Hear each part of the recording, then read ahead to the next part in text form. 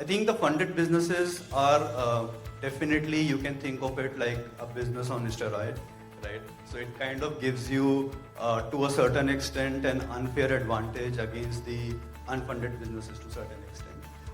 In the sense, what I mean is that it gives you kind of a different level of risk appetite.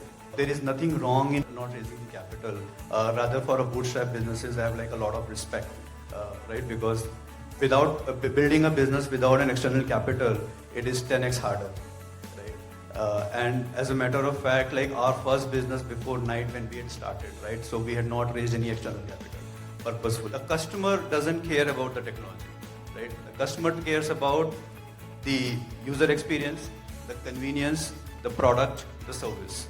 Now, which technology, which stack, whether AI, not AI, right? So that's really something which is behind the scenes, because even it's a B2B business, effectively it boils down to B2B2C, right? Because it's the end customer who is paying at the end of the day, and what is the value we are creating for them.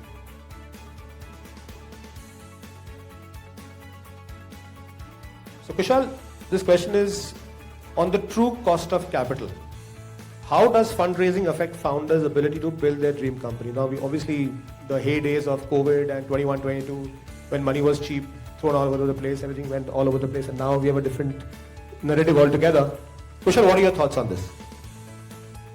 I think if we extrapolate from the previous question, I think funding has become more of a status symbol. What I believe is at any round, right? Any round which has happened ever is less to do with what has been achieved, and it is more to do with what is the promise, what is into the future, right? So I think a fundraise is not a milestone, it is more of a promise, right? And from a celebration point of view, it is more about when we are achieving those milestones. We talk about, even for ourselves, like we have raised more than 3-4 rounds, but never even did a formal PR, and kind of raised a significant amount of capital, but never raised a formal press release also. On this, I think the funded businesses are definitely, you can think of it like a business on steroid, right? So it kind of gives you, to a certain extent, an unfair advantage against the unfunded businesses to a certain extent. In the sense, what I mean is that it gives you kind of a different level of risk appetite. Business is about taking the calculated risk, right? When you do not have an external capital, obviously your risk appetite is limited, which kinds of potentially could limit the business opportunities, right? So once you have the external capital, of course it helps you, it increases your risk appetite, which means you can you can innovate more, you can iterate more. Business is also about the speed, the velocity, right? So if many times, because you have an external capital, you can move faster, and basically you can grab the market faster than the competition who has relatively less capital or no capital, right? So I think there is a logical thing in terms of having a right amount of capital. Third, I would also be talk about, right? Also it brings the corporate governance and discipline into the business and the governance, right? As Aditya also mentioned, right? Like, the success and the titles and the unicorns and etc. One should not let them getting into the head, right? So once you have the external shareholders, you have the investors, right? So you become far more responsible, and kinds of automatically restricts a reckless behavior, right? So I think from all of those perspectives, it definitely helps. There is nothing wrong in not raising the capital. Rather, for a bootstrap businesses, I have like a lot of respect, right? Because without building a business without an external capital, it is 10x harder, right? And as a matter of fact, like our first business before night when we had started, right? So we had not raised any external capital purposefully, right? We wanted to get to a business to a certain scale, established a product market fit before we planned to scale.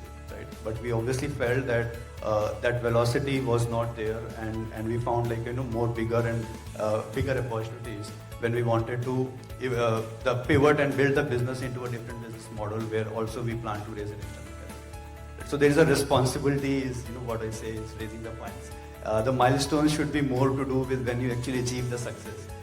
Which could be the numbers, etc. Right? There are a lot of unicorns, etc. Now we have got an unicorn concept, right? We got 100 crores of revenue with the profitability, right? So I think those are some of the real milestones. Or the next milestone could be 100 crores of profit. Right? So I think those are the milestones to be celebrated. More to do, and the fundraisers are just like the promise, not the delivery. Thanks so much, Kushal. Good points there. One point for you. So today, a young guy starting a startup, right? Technology is not a moat anymore. Assuming that AI can enable that, right? If you can harness AI for that. Do you feel there is more merit in considering now other non-technical startups more than technical startups? Because technically not a moat anymore? And because everything has a demand, right? India being India, demands for, like he mentioned, like there's so many more opportunities available because of the sheer size of India, right? So do you think that's a way you can think about it, consider about it? What do you think about it? Okay. I think great question, and like me being a techie myself, so it's a kind of a good question. So if I try to address this question, right, I think how I see this, technology is never an end, right? Technology is means to an end, right? So the customer doesn't care about the technology, right? The customer cares about the user experience, the convenience, the product, the service. That is what actually matters, right? The tech has always been an enabler to deliver a specific product and service to the customer, right? Now, which technology, which stack, whether AI, not AI, right? So that's really something which is behind the scenes that really the end customer does not care about. So I think the fundamentals from a business perspective, yes, obviously with the advent of new technologies and the AI, it becomes a more of a level playing because the cost of technology goes significantly down for both, which is good for the people who are adopting these new age technologies. It is good for the people who are. So the tech companies who have the large army of developers, obviously they can do far more. The output of the same developers can be far more by leveraging the AI technologies. And for the others, like let's say who are bootstrapped or kind of building the business, for them also it's very level playing because now they can use the technology at scale. And I think at the end it is how it should be, that the correct product, the product that delivers the best value to the customer should win. And I think that was the new reality which is coming. Thanks so much, Kushal, for that. Another very interesting question, the ROI paradox. What metrics should startups use to capture the full value of their impact and innovation just beyond just financial returns?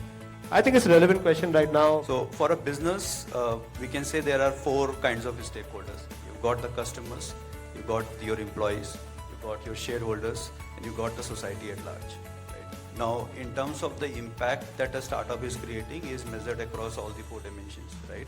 So for the customers, you can look at NPS, NRR. You have so many metrics, financial as well as non-financial, right? So the customer satisfaction quotient, right? So you look about what the customer thinks about. It's also about the brand value. It's also about the overall how people perceive what is a brand recall from a customer's perspective. Employees are, of course, those are your biggest stakeholders, right? Because those are the ones who have spent years and years for you to build a business, right? So that is where what is the employee satisfaction quotient? How do they feel about the brand? How do they feel about the management, right? What has been your retention rates?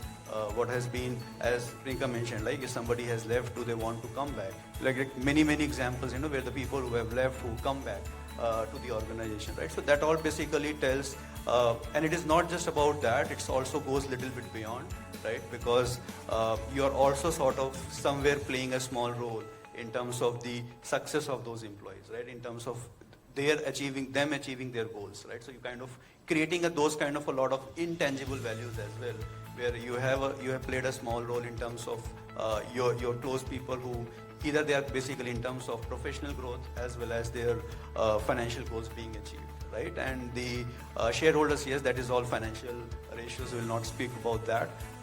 And then for the society at large, that what is the value we are creating, right? So what is the purpose for which the business exists, and are you able to create value for the customers, right? So whether it is the retail customers or the SME customers like whom you are working for directly or indirectly, right? Because even it's a B2B business, effectively it boils down to B2B2C, right? Because it's the end customer who is paying at the end of the day, and what is the value we are creating for them. Brilliant stuff. It's really well put.